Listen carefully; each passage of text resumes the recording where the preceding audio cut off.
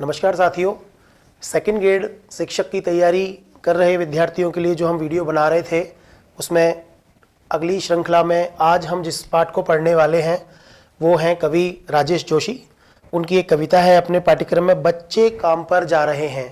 आज हम उसका अध्ययन करेंगे। ये राजेश जोशी जी हैं।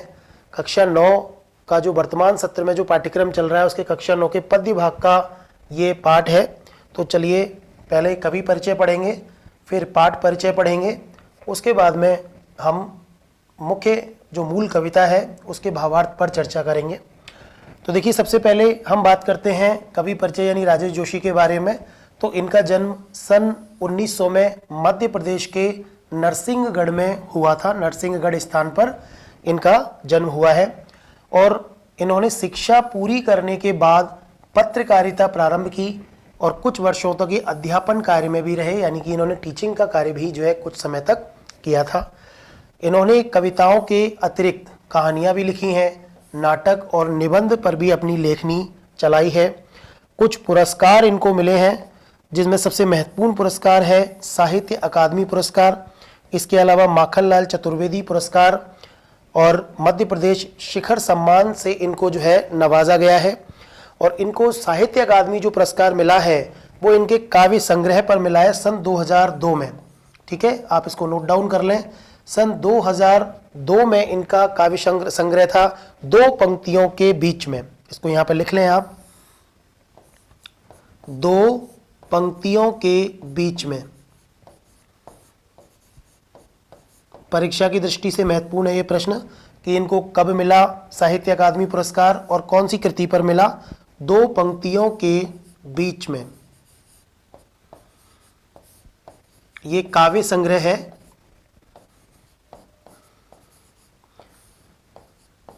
इस काव्य संग्रह पर इनको साहित्य अकादमी पुरस्कार से नवाजा गया सन 2002 में। चलिए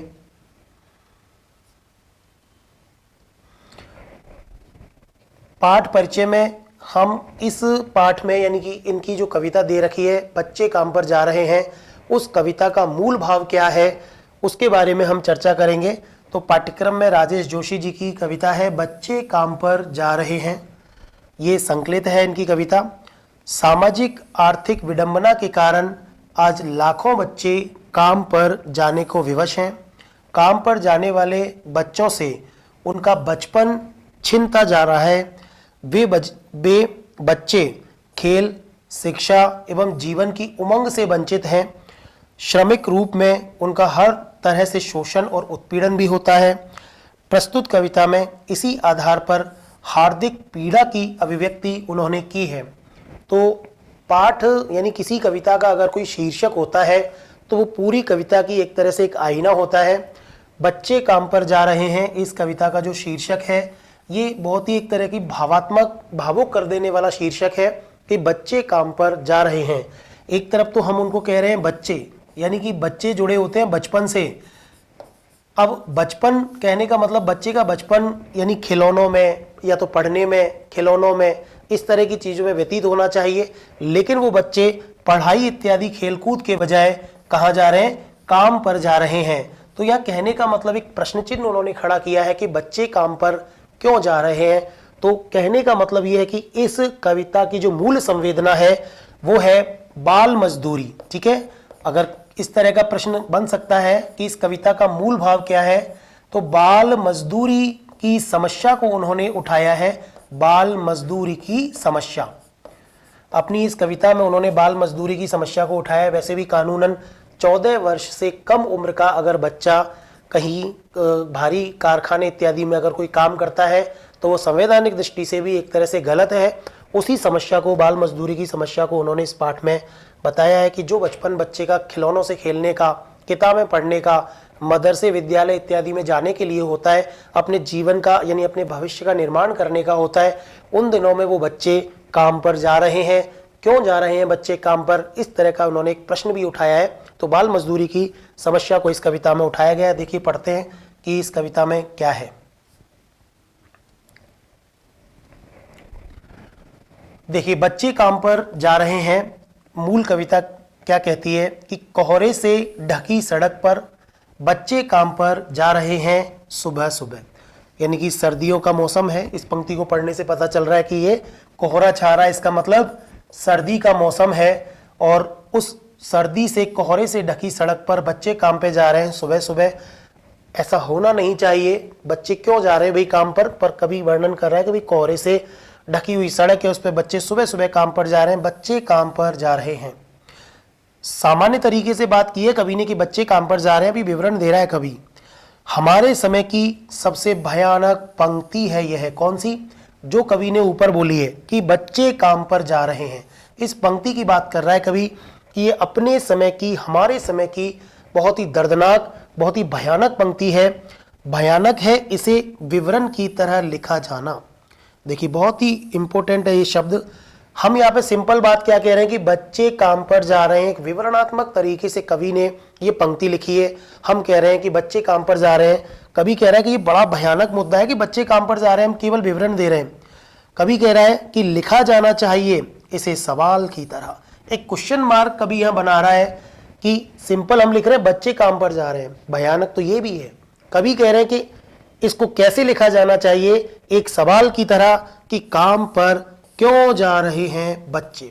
तो बहुत एक समस्या उठाई है कवि ने, बाल मजदूरी की समस्या को यहाँ पे उठाया है कि बच्चे काम पर क्यों जा रहे हैं। अब केंद्रीय भाव इसका यही है कि बाल मजदूरी जो हमारे यहाँ का एक तरह से एक अभिशाप है बच्चों के लिए, तो बाल मजदूरी की समस्या को अपनी इस कविता में उन्होंने उठाया है।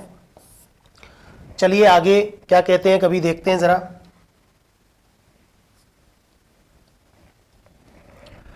क्या अंतरिक्ष में गिर गई हैं सारी गेंदें? अब देखिए गेंद जो बॉल होती है वो बच्चे को खेलने के काम आती है।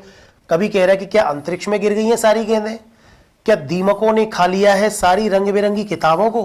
क्योंकि बच्चे या तो गेंदों से खेलते हैं बचपन में या फिर वो पढ़ाई करते हैं। भाई पढ़ाई की बात होती है, हम कहते हैं बच्चों को पढ़ाना चाहिए। हमारे संविधान में कहा गया है कि बच्चे को पढ़ाना चाहिए, ये हमारा कर्तव्य भी है और पढ़ना बच्चों का संवैधानिक अधिकार भी है। तो क्या गेंदें जो है सारी की सारी अंतरिक्ष में चली गई हैं? क्या दीमकों ने खा लिया है किताबों को? क्या काले पहाड़ के नीचे दब गए हैं सारे खिलौने? क्योंकि बच्चों का बचपन खिलौनों से खेलने में व्यतीत होना चाहिए, पर ऐसा नहीं हो रहा है क्योंकि बच्चे काम पर जा रहे हैं।